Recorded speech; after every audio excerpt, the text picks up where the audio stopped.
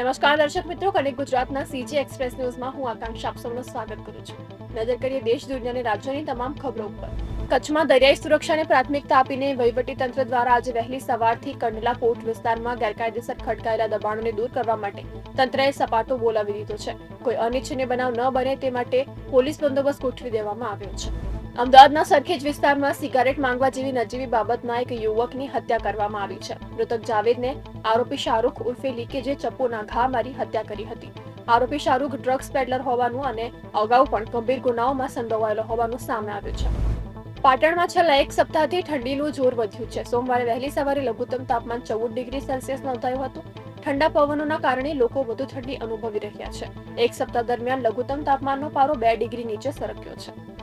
મહારાષ્ટ્રના નાસિક જિલ્લામાં વાણી ગામ નજીક ભવારી ધોધ નજીક ઘાટ વળાંક પર એક ભયાનક અકસ્માત સર્જાયો હતો, જ્યાં ઇનોવા કાર 800 ફૂટ ઊંડી ખીણમાં ખાબકતા એક જ પરિવારના 6 શ્રદ્ધાળુઓના ઘટના સ્થળે જ મોત નીપજ્યા હતા. ગોવાની એક નાઇટ ક્લબમાં મોડી રાત્રે આગ લાગી હતી, જેને કારણે ક્લબના સ્ટાફના 14 લોકો સહિત કુલ 25 નાગરિકોએ જીવ ગુમાવ્યો હતો.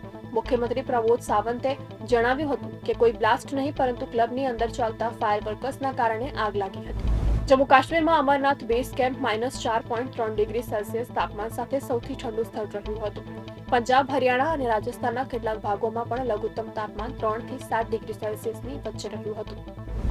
શનિવારે અલાસ્કા અને કેનેડાની સરહદ નજીક આવેલા વિસ્તારોમાં ભૂકંપના તીવ્ર ઝટકા અનુભવાયા હતા.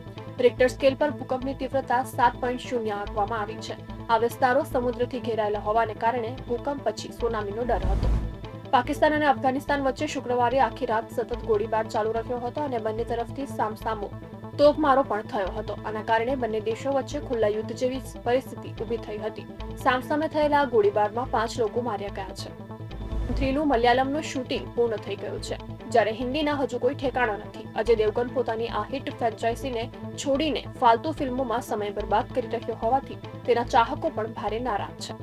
ભારતીય બેટ્સમેન વિરાટ કોહલીએ પોતાના પરિવાર અને ઓલરાઉન્ડર વોશિંગ્ટન સુંદર સાથે રવિવારે વિશાખાપટ્ટનમ સ્થિત સિંહાચલમ મંદિરમાં દર્શન કર્યા હતા. તો આ હતા કનેક્ટ ગુજરાતના આજના સીજી એક્સપ્રેસ ન્યૂઝ. નવા સમાચારો અને વધુ અપડેટ માટે તમે જોડાયેલા રહો કનેક્ટ ગુજરાત સાથે.